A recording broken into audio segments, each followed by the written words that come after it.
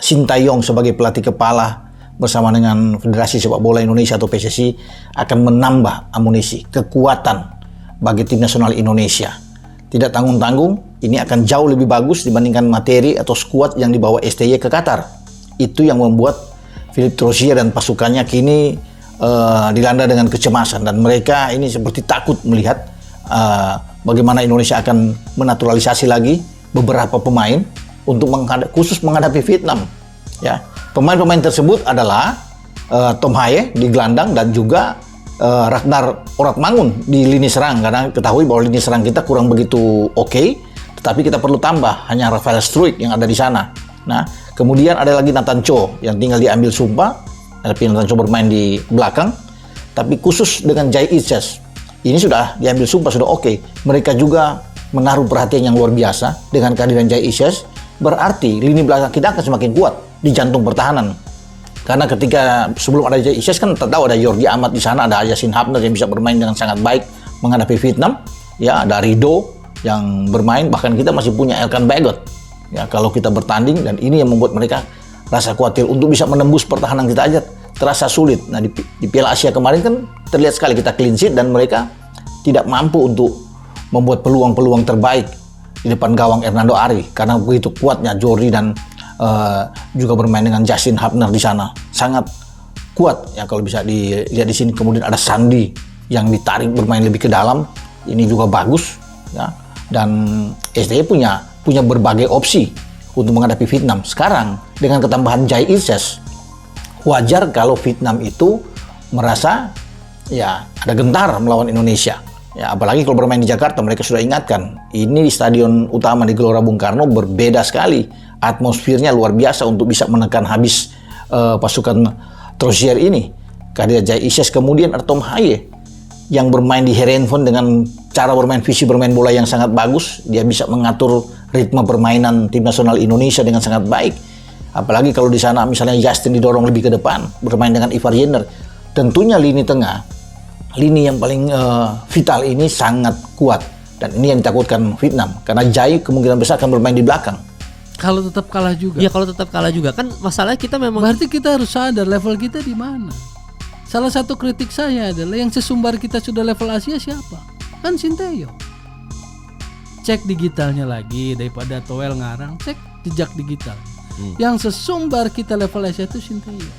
Begitu dia nggak dapat AFF, kemudian apa media sosial bilangnya Piala Ciki kan? Piala Ciki. Orang sepak bola nggak bilang kayak begitu. Piala Ciki pun kita nggak pernah dapat selama berapa? 91 ke kemarin 2022. Lama. Lalu kemudian sesumbar kita sudah level Asia, begitu lolos Piala Asia.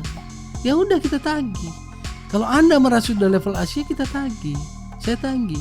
Level Asia yang mana? Ternyata parkir bus lawan Irak 1-3, parkir bus lawan Jepang 1-3, 0-4 lawan Australia. Gitu loh. Bung Toel dia mengkritiki, katanya permainan Indonesia ini belum ada perubahan walaupun ada pemain tambahan dari naturalisasi dan keturunan, mainnya masih bertahan aja. Kalau saya nggak begitu. Nah, kalau coach gimana menurut coach? Kalau saya jujur dari kepelatihan kami sih jarang mengikuti. Jarang mengikuti atau apalagi membuka, apalagi kalau saya udah dengan hal-hal seperti itu sebenarnya menurut saya nggak begitu penting buat saya karena kita lebih fokus untuk memperbaiki tim nasional.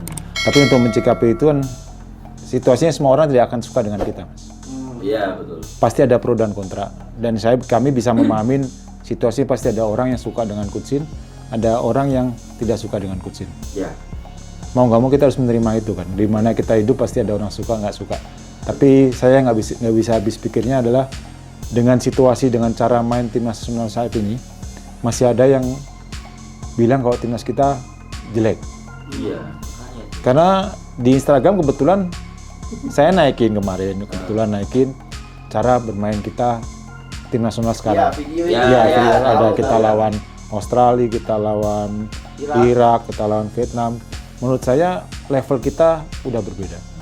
Level kita udah, saya pikir udah mulai harusnya kita menatapnya Asia bukan AFF lagi. Apapun hasil yang terjadi lawan Jepang, nggak peduli. Gue mau Sintayong kontraknya diperpanjang.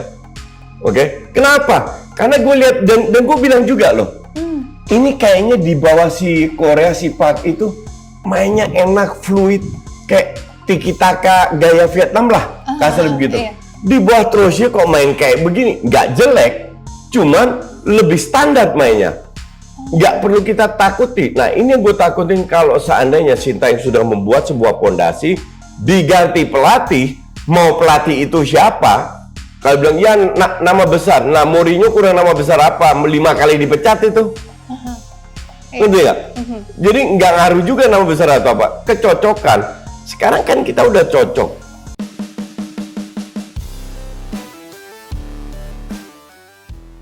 Asisten pelatih Timnas Indonesia, Nova Arianto, buka suara terkait kritik yang terus muncul untuk pemain skuad Garuda. Pasukan Sintayong baru saja melangkah ke babak 16 besar Piala Asia 2023. Hasil ini cukup positif karena butuh waktu lama agar skuad Garuda bisa kembali bertarung di kawasan Asia. Namun, kritik tajam terus muncul dan menilai bahwa Indonesia masih belum mencapai hasil maksimal. Nova Arianto menjelaskan, dari sisi tim kepelatihan Timnas tidak terlalu mengikuti perkembangan di media sosial. Menurutnya, mereka memilih fokus bekerja dan tidak memikirkan kritik negatif yang hadir. Kalau saya jujur dari sisi tim kepelatihan, Timnas jarang mengikuti. Apalagi saya dengan hal-hal seperti itu sebenarnya tidak begitu penting. Karena kita lebih fokus memperbaiki Timnas, kata Nova Arianto dilansir bolasport.com dari kanal YouTube Si Paling Timnas. Mantan pemain Timnas Indonesia ini mengakui bahwa tidak semua pihak bisa menerima hasil kerja keras Sintayong. Pro dan kontra terus hadir selama pelatih asal Korea Selatan tersebut memimpin Timnas. Bahkan, membawa 3 tim lolos ke Piala Asia tidak menjamin bahwa hal tersebut bisa diterima dengan baik. Namun, dari sisi internal tim pelatih semua bisa memahami masalah ini. Tapi untuk menyikapi itu tidak semua orang bisa suka dengan kita. Pasti ada pro dan kontra dan kami bisa memahami pasti ada orang yang suka dengan Coach Sintayong dan ada yang tidak suka, ujarnya. Nova menegaskan cara bermain Timnas saat ini sudah jauh berkembang. Bahkan, dia menilai skuad Garuda harusnya bisa terus bersaing di kawasan Asia. Mereka harus melangkah jauh dan tidak terlalu fokus pada Piala AFF. Dia yakin mereka bisa mencapai hasil positif untuk turnamen-turnamen selanjutnya dibuktikan dengan penampilan positif di Piala Asia 2023 lalu. Kita harus menerima itu, di mana kita hidup pasti ada orang suka dan tidak suka. Tapi yang tidak habis pikir adalah dengan cara bermain Timnas saat ini masih ada orang yang bilang Timnas kita jelek. Menurut saya level kita sudah berbeda, level kita sudah harusnya menatap Asia, Piala Asia, bukan Piala AFF, ujarnya. Berita selanjutnya, 4 pemain masuk, daftar tunggu, naturalisasi Sintayong untuk Timnas Indonesia, siapa saja? PSSI makin gencar melakukan naturalisasi pemain untuk memperkuat Timnas Indonesia. Saat ini, ada 4 pemain yang sedang dalam proses untuk menjadi warga negara Indonesia, WNI. Tren naturalisasi pemain sejatinya sudah lama terjadi. Gelombang pertama terjadi pada 2010-an, dengan Christian Gonzalez sebagai kisah suksesnya. Gonzalez tampil sangat bagus untuk Indonesia.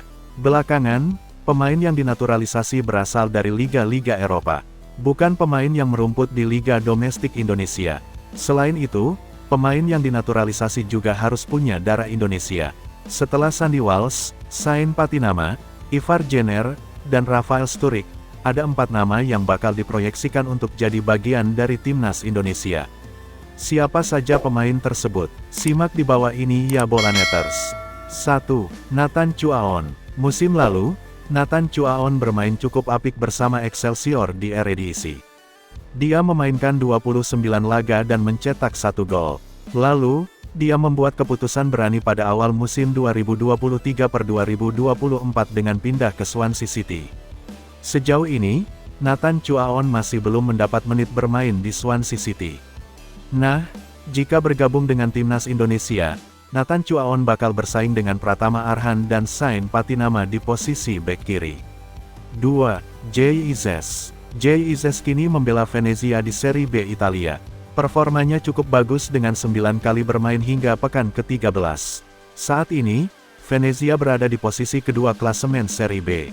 JIZ terikat kontrak dengan Venezia hingga Juni tahun 2027. Jika karirnya terus berkembang ke arah yang positif, bukan tak mungkin dia akan bermain di klub kasta tertinggi Liga Top Eropa. 3. Ragnar Oratmangun. Oratmangun membela Fortuna Sittard dengan status pinjaman dari Groningen. Dia dipinjaman hingga akhir musim 2023/2024 dengan opsi pembelian secara permanen. Sejauh ini, Oratmangun masih kesulitan dapat menit bermain di Fortuna Sittard. Dia dimainkan pada 7 laga Eredivisie, semuanya sebagai pengganti. Belum ada gol dan assist yang dibuat. 4. Ilyas Alhaf. Kisah Ilyas Alhaf, calon pemain naturalisasi timnas Indonesia yang ternyata neneknya asli Surakarta akan diulas oleh Okezone. Nama Ilyas Alhaf tengah menjadi perbincangan hangat di kalangan pencinta sepak bola Indonesia. Pasalnya, pemain yang memiliki darah keturunan Maroko dan Indonesia itu dikabarkan akan segera menjalani proses naturalisasi. Ilyas Alhaf siap memperkuat lini serang skuad Garuda. Nama Ilyas Alhaf pertama kali mencuat saat dirinya kedapatan membawa bendera Indonesia dalam perayaan tim Almere City yang promosi ke Eredivisie atau kasta teratas Liga Belanda. Ilyas Alhaf merupakan bagian penting dari kesuksesan tim tersebut hingga promosi.